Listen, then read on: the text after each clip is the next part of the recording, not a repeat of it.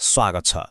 इरानसँगको द्वन्द्व 6 हप्तादेखि चलिरहेकै थियो, तर अहिले आएर अमेरिकाले एउटा यस्तो कदम चालेको छ जसले पुरै विश्वलाई नै हल्लाइदिन सक्छ।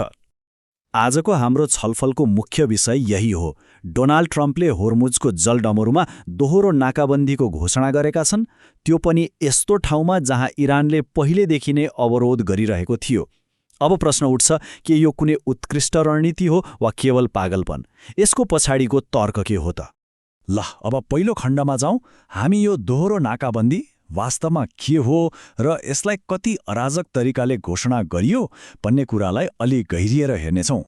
होर्मुजको जलडमरू यो कुनै सामान्य जलमार्ग होइन।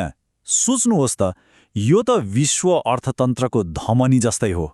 संसारको 20% तेल यहीँबाट उहोरदोहोर गर्छ र यसको साङ्गुरो भूगोलले यसलाई एकदमै जोखिमपूर्ण बनाउँछ।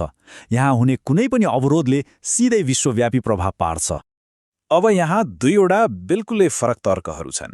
एकातिर इरानले आफ्नो भौगोलिक फाइदा उठाएर त्यहाँबाट जाने जहाजहरूसँग एक किसिमको टोल असुलिरहेको थियो।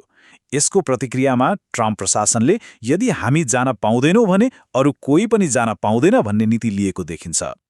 अनि रमाइलो कुरा के छ भने यो कुनै सोचेर सम्झेर योजना बनाएर लिएको निर्णय नै थिएन। स्रोतहरूका अनुसार यो सबैको सुरुवात ट्रम्पको एउटा ट्विटबाट भयो, जसले गर्दा अमेरिकी नौसेनाले हतारमा यो नीतिलाई स्पष्ट पार्नु पर्यो र भन्नु पर्यो कि उनीहरूले केवल इरानसँग सम्बन्धित जहाजहरूलाई मात्र निशाना बनाउनेछन्। तर यो कुरा एउटा क्षेत्रमा मात्र सीमित छैन है। अब हेरौँ, यो सानो जलमार्गमा भएको अवरोधले कसरी विश्वव्यापी आर्थिक भुइँचालो ल्याउन सक्छ। यसको असर बुझ्नको लागि यो एउटा आँकडा नै काफी छ, 20%। सोच्नुहोस् त, संसारको कुल ऊर्जा आपूर्तिको 5 भागको 1 भाग यहीँबाट जान्छ र यो दोहोरो नाकाबन्दीले त्यो पुरै प्रवाहलाई रोकिदिएको छ। अनि यो कुनै किताबमा पढ्ने कुरा मात्रै होइन, यसको असर देखिन थालिसक्यो। अमेरिकामा मात्रै हेर्दै 1 महिनामा इन्धनको भाउ 30%ले बढ्यो र यो नयाँ कदमले अवस्थालाई झन खराब बनाउने निश्चित छ। यता जहाजको बिमाको पैसा आकाश छुइसक्यो, उता सप्लाई चेनहरू ठप्प हुन थालेका छन्।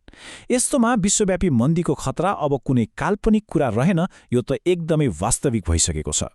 तर यो सङ्कटको असर सबै देशलाई एउटै किसिमले परेको छैन र यसले बदलिन्दो भूराजनीतिको एउटा गजबको चित्र देखाउँछ।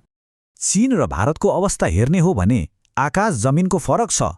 चीन, जोसँग ऊर्जाका अनेक स्रोत छन् र राजनीतिक रूपमा पनि शक्तिशाली छ, उसले त खुलेरै अमेरिकी नीतिको आलोचना गर्न सक्छ। तर भारतको कथा अर्कै छ।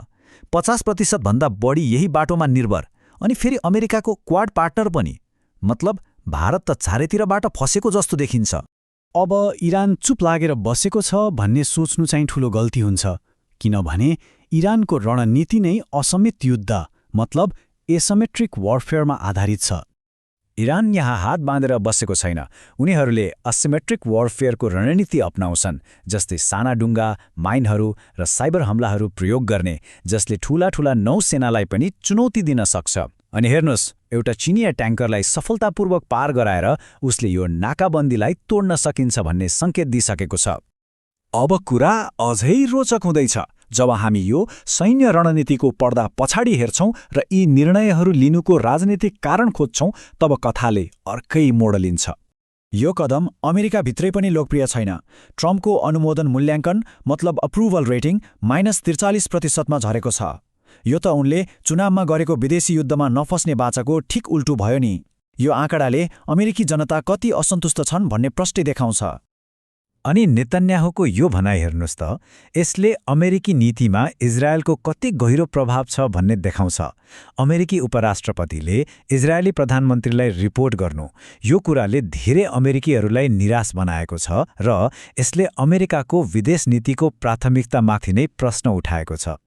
अब एउटा तर्क के पनि गरिन्छ भने दुवै नेता एप्स्टेन फाइलहरूको सामना गरिरहेका ट्रम्प र भ्रष्टाचारको आरोप खेपिरहेका नेतान्याहु सायद उनीहरूले आफ्नो देशका समस्याबाट जनताको ध्यान हटाउन यो युद्धको प्रयोग गरिरहेका छन्।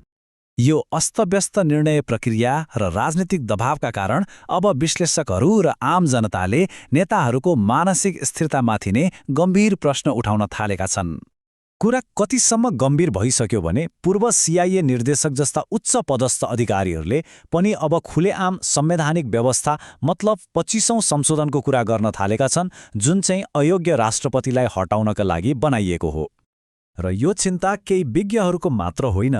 रोइटर्स/एप्सोसको एउटा सर्वेक्षण अनुसार 61% अमेरिकीहरूले आफ्नो नेताको व्यवहारलाई एराटेक अर्थात् अनिश्चित र अस्थिर मान्छन्। यो जनमतले एउटा ठूलो राजनीतिक सन्देश दिन्छ। अब राष्ट्रपतिको मानसिक स्थिरतामाथिको यो चिन्ता किन बढ्यो त? कारण हुन् यस्तै अभिव्यक्तिहरू। इरानीहरूलाई पागल जनावर भन्नु, पुरै सभ्यतालाई समाप्त गरिदिने धम्की दिनु, सार्वजनिक रूपमा पोपको अपमान गर्नु, यस्ता विवादास्पद बयानहरूले उनको निर्णय प्रक्रियामाथि नै गम्भीर प्रश्नहरू खडा गरेका छन्। त्यसो भए अन्त्यमा प्रश्न यही उठ्छ, जब नेताहरूले विश्व मञ्चमा यस्तो ठूलो बाजी लगाउँछन्, त्यसको वास्तविक मूल्य कसले चुकाउँछ? होर्मुजको यो गतिरोधले के देखाउँछ भने यसको असर विश्व शक्तिदेखि लिएर पेट्रोल पम्पमा तेल भर्न लाइन बस्ने आम मानिससम्म सबैले चुकाउनुपर्छ।